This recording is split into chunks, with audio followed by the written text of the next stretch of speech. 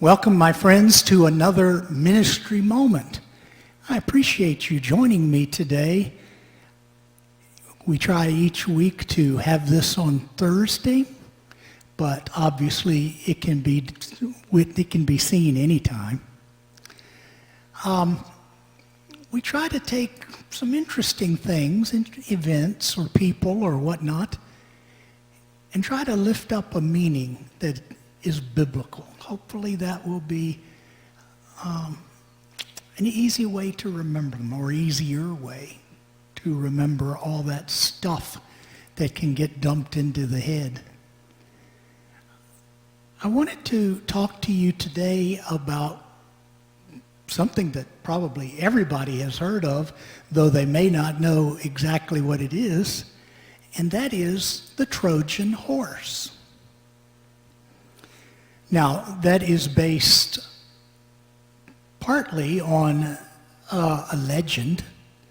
It occurred during the Greek War with the people of Troy. But it may be a little more than legend. A number of years ago, the archaeological ruins of Troy was found. So there may be more to it than meets the eye. Anyway, it is a cool story. The forces of Greece and the forces of Troy were deadlocked. And the Greeks were getting the short end of the straw, you might say.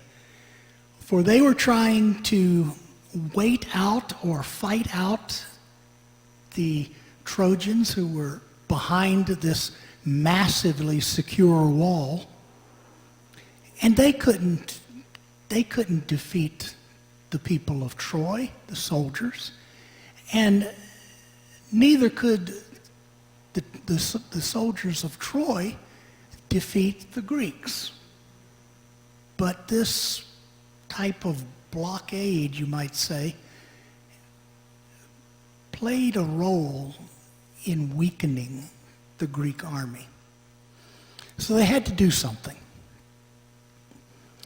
And they came up with an idea to build a big wooden horse. It was built on wheels, so in the dead of night it was rolled up to the door, and unknown to any of the Trojans, there were 30 men in the horse, and the Greek armies got in their boats, sailed off. So when it was discovered in the morning, it looked like and was interpreted to be a gift from a retreating army. Well, the Greek soldiers just went around a cove and stopped their forces where they could not be seen. At the appointed hour, again, the next night, the soldiers came down from the horse, unseen by the Trojans, and it was inside the walls because the Trojans had brought it inside and looked at it as a kind of trophy. So while everyone was at the party, the soldiers came down, opened the doors, and at that same time, the armies of the Greek army came around, unloaded the soldiers that were left, entered the city, and completely destroyed it.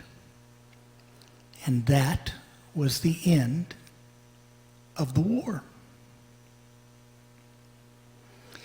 Well, the Trojan horse has been used for all kinds of images, but I think the one I like the best is the fact that the Trojan horse can be also seen as something that can sneak in but cause great damage. It was brought into the city. Little did they know that this seemingly innocuous wooden horse, was filled with soldiers meant to destroy and take over the city. And this happens in real life in a very strange way. There are certain attitudes that people can adopt that can get stuck in the consciousness. Attitudes like racial prejudices or prejudices against the people that are not like us. And it's different for everybody. But we have to be careful that when something innocuous is snuck into the consciousness like that, there's nothing there that might hinder us or harm us in the long run. I see this often in my ministry. Here at this church, we do try to help the homeless of Connellsville, and there's a lot of them. And we do. But a lot of our colleagues, maybe not colleagues, but a lot of people don't have the same feelings about helping people. They are viewed as being lazy or just not fit for help. And I know that sounds harsh, and maybe it is some, but we can develop attitudes towards others that can really ruin our perspective on life. I guess this is why the Lord told us to take a loving mindset. The Lord loved everyone in the world and all people equally. And he calls us to the same love.